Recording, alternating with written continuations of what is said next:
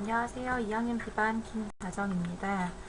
오늘은 총이치 실습 기초사항 그리고 교합제 제작에 대해서 프레젠테이션 하겠습니다.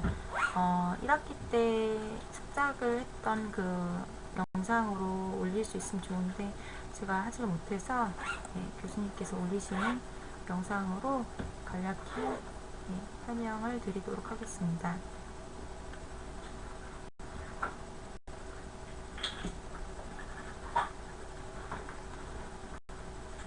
우선 기초사항은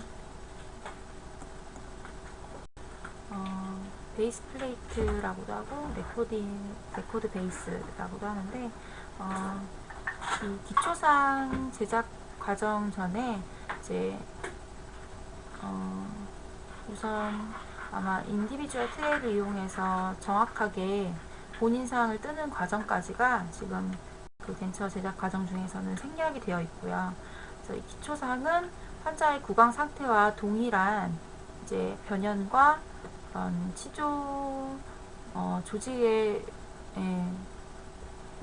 완벽하게 이제 덴처가 들어갈 수 있는 그런 그 구강 내를 그대로 재현을 한 상태에서 그 위에 제작을 하게 되는 그게 중요하다고 보시면 돼요. 그래서 실제로 이 기초사항은 환자 구강에 들어가는 레진으로 대체가 되기 때문에 완벽하게 일치가 되어야 합니다. 조금이라도 보더가 맞지 않거나 공간이 생겨서 위치가 탈락되지 않아야 하고요. 그래서 그 전 과정도 굉장히 중요하다고 할 수 있습니다. 정확한 모형이 제작이 되어야 되고요. 그 위에 기초상도 정확하게 되어야 하죠. 교합제랑 더불어서 그 교합상을 이루고 구강 안에 시적해서 그 바이트, 교합 체득을 정확히 하기 위해서 제작되는 것이고요. 그래서 상학과 하학의 기초상 사진입니다. 이 기초상 위에 작업을 해서 얻게 되는 게 이제 교합제, 왁스림이라고 보통 임상에서 많이 사용합니다. 오클루전 립이라고도 하고 왁스림, 왁스로 제작이 되기 때문에 그렇습니다. 그래서 이 기초사항은 보시면 구강내랑 조직면에 정확히 적합되고 충분한 유지력을 발휘합니다. 여기 이 자체로 헐거워서 제작이 되지 않고 중간에 이제 다시 제작을 하거나 전과정으로 돌아가는 경우를 종종 봐왔거든요. 그만큼 중요한 과정이라고 보시면 됩니다. 구강 내 온도에도 변형이 되지 않아야 되고 그래서 레진으로 보통 제작하죠. 왁스로 하지 않고요. 동일한 외형선과 변형 형태 아까 말씀드렸던 것과 같이 나중에 추후에 이제 구강 내 시작될 때 정확히 맞아야 되기 때문에 그런 요구 조건이 충족이 되어야 되고요.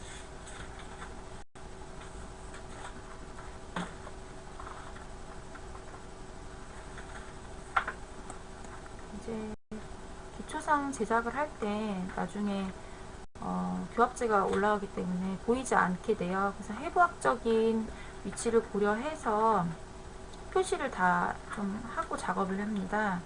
그래서 조상 제작을 위해서 디자인하는 모습이고요.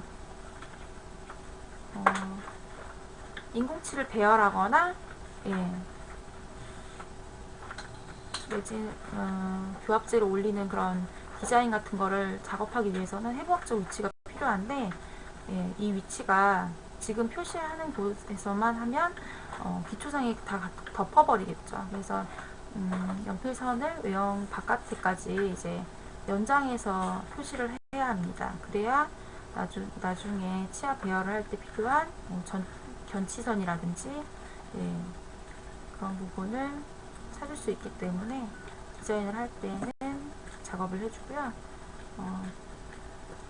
팔라탈 루게 부위 보이시죠? 그쪽과 저 지우드나 치조제 정선 이런 곳을 다 표시를 해주고 그 견치선이 굉장히 이제 클리 제작에 있어서 되게 중요해요. 그래서 이런 부분을 정중 무게 봉선 이런 거 표시를 해주고요. 지금은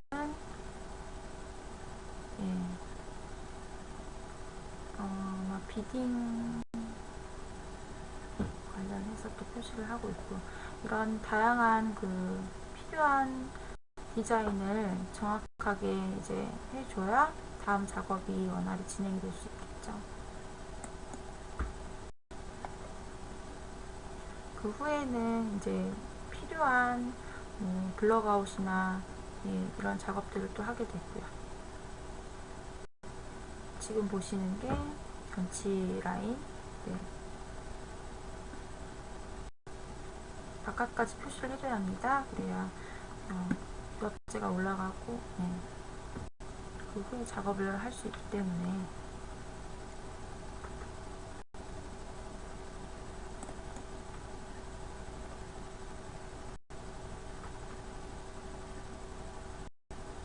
그리고 이제 상악 외에 하악 같은 경우는 레트로몰라 패드의 부위도 굉장히 중요하게 됩니다. 그래서 인공적으로 저희가 형성하는 교합 평면에 이제 레트로몰라 패드의 2분의 1에서 3분의 2 지점이 교합 평면과 일치하기 때문에 표시하고요. 지금 보시는 거는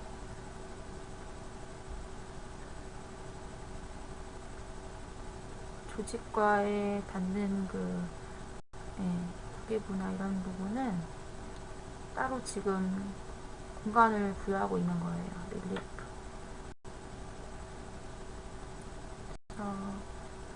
이 위에 위치상이 제작이 되겠죠.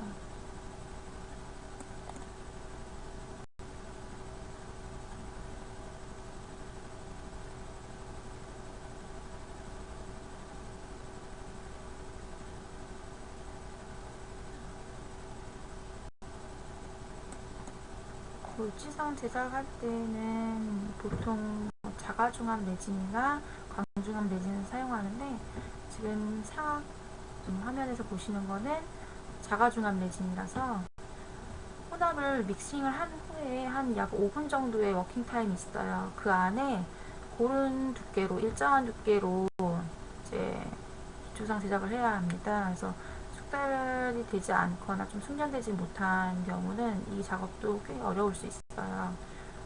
정해진 시간 안에 일정한 두께로 제작을 해야 하기 때문에, 그래서 광중압 레진을 조금 더 많이 사용을 하는 편이지만, 그 또한 또 이제 가격이 나가고 광중압을 하는 기기도 구비가 되어 있어야 하고요. 저는 치과에서 근무하면서 기초상이랑 교합제까지 다 제작을 저희가 하고 했는데, 믹스에서 이렇게 자가중압으로는 하지 않고 광중압으로 작업을 했었어요. 광중압 작업한 위에 교합제를 올려서 저희도 작업을 했던 기억이 나고요. 굉장히 스탠다드한 저희가 모형을 사용해서 하는데, 임상은 훨씬 저렇게 해부학적 위치를 표시하기도 정말 어려울 정도로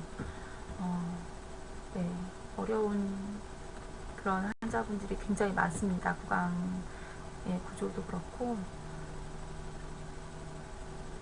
그래서 임상에서 해봤던 것도 도움이 많이 될 것 같기도 해요. 그래서 상악을 만든 걸 보셨고요.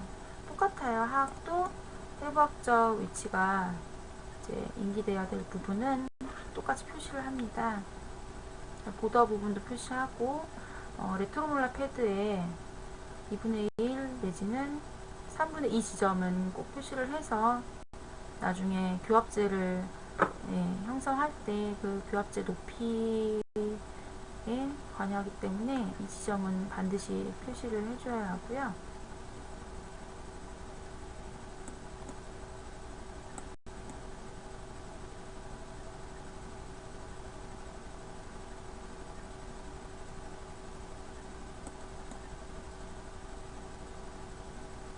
마찬가지로 이런 부분은 조직에 닿게 되기 때문에 왁스 작업을 과잉되지 않게 해주고요. 똑같이 이 동영상에서는 자가중압 레진으로 제작을 한 거고요. 실습 때는 하악은 광중앙 매진으로 했었던 것 같아요. 저도 2년 반 전에 했던 것 같은데 지금 학생들도 아마 광중압으로 하지 않았을까 생각됩니다.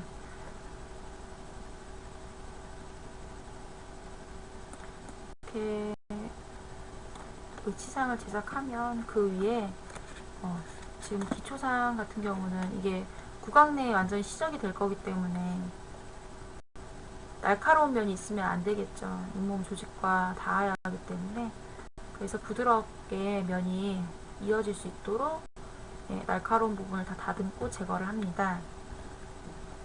이 부분에서 너무 또 삭제가 많이 일어나게 되면 결국은 그것도 이제 보더와 긴밀하게 이제 접합이 되지 않기 때문에 최소량으로 삭제를 해줘야 하고요.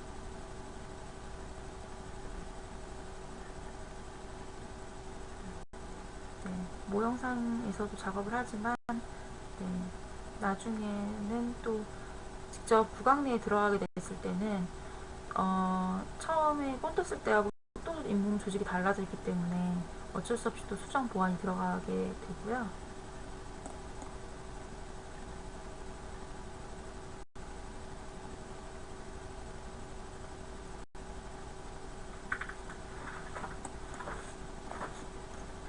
교합제는 상악 같은 경우는 22mm, 하악은 18mm의 높이로 형성을 해서 합이 40mm로 제작이 됩니다. 그래서 교합제 제작을 한번 보도록 하겠습니다. 모델링 왁스를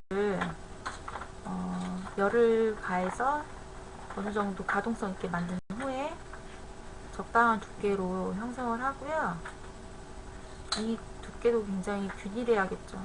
너무 과잉되게 열을 가하지 않게 해야 되고요.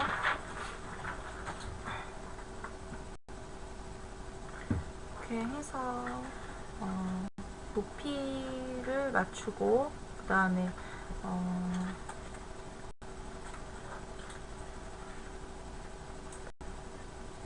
두께도 일률적으로 형성을 해줘야 합니다.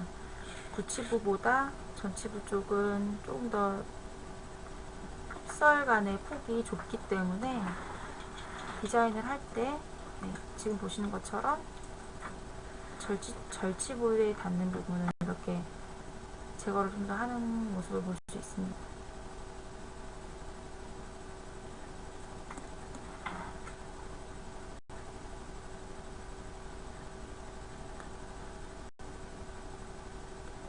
기초상, 위치상 위에 작업 지금 하고 있고요. 이 평면이, 교합 평면이 일정해야 합니다. 그래서 평면이 아닌 곡면이 되게 되면 안 되고요. 이렇게 작업을 해서 이제 위치상과 완전히 결합할 수 있게 레진 왁스를 연화해서 이제 사이 공간에 주입을 해서 어느 정도 유지도 될 수 있게 형태 또한 잡힐 수 있게 작업을 하고 있고요. 그리고 이 작업 과정에서 완전히 평평하게 하는 것이 아니고 스필 망곡과 윌슨 망곡을 구현을 해야 되기 때문에 구치부 쪽으로 갈수록 높이가 낮아지게 되는 그런 형태로 특히 하악 같은 경우는 더 그렇죠. 그렇게 해서 작업을 하면 되고요.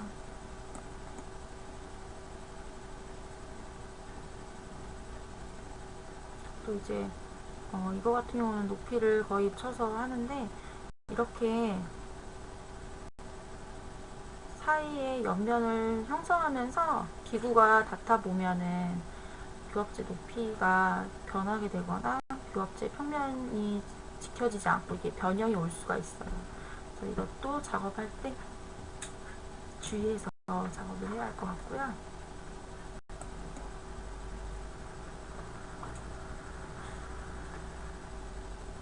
이거는 지금 9치부 쪽으로 높이 조정을 해줬고요. 이렇게 한 후에 다시 이제 평면상이 되었을 때 뜨는 공간이 없게 제작을 해야 합니다.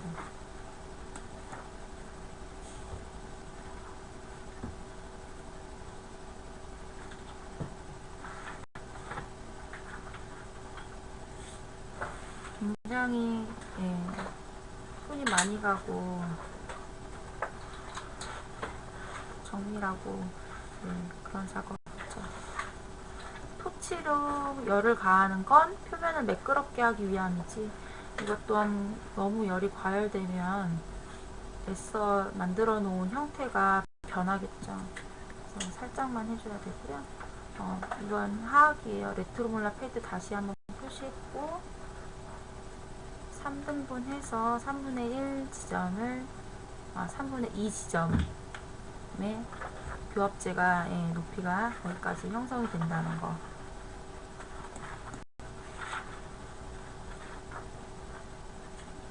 마찬가지로 모델링 왁스를 일정 두께로 쌓아주고요. 같은 방법으로 진행하면 됩니다.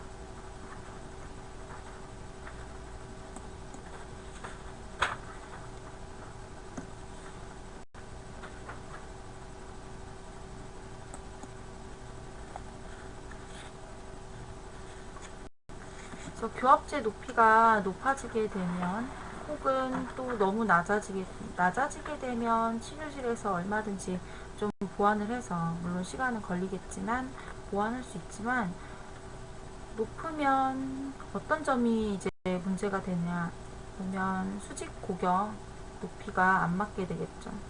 그래서 그로 인한 악관절 장애도 올 수 있어요.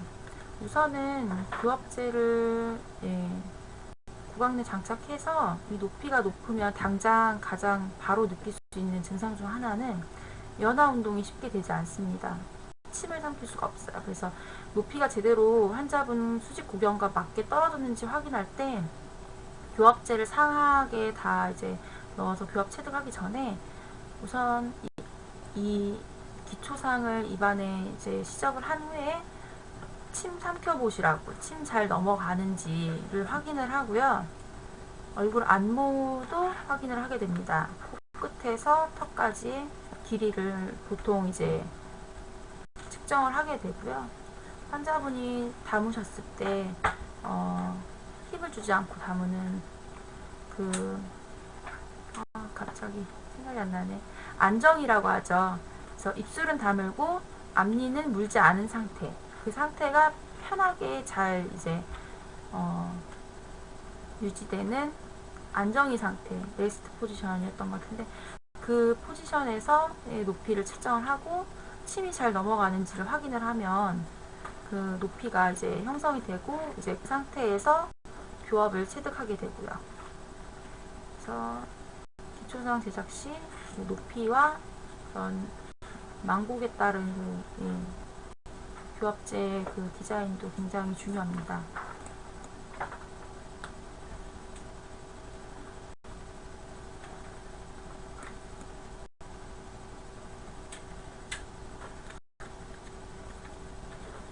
마찬가지로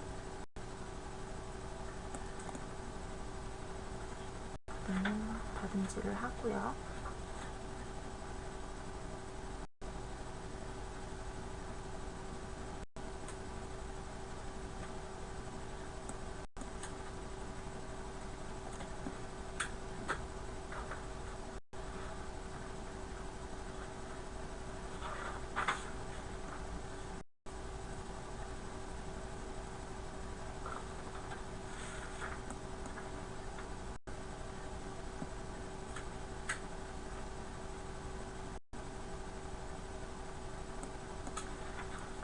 그러면 기초상과 교합제 제작은 실습이 아마 이렇게 진행이 될 것 같고요. 그 전 학기에 이제 한번 제작을 해봤기 때문에 처음 하는 것보다는 나을 수 있지만, 또 오랫동안 어쨌든 스탠다드한 폼에선 또 안 해봤고, 임상에서는 아주 많이 자주 하지는 않았고요. 그래서 조금 정도 되지만 다시 한번 이렇게 내용을 숙지하고 가니까 실습도 잘 마무리할 수 있지 않을까 생각됩니다. 지금까지 선행학습 발표를 했고요. 이제 마치겠습니다. 감사합니다.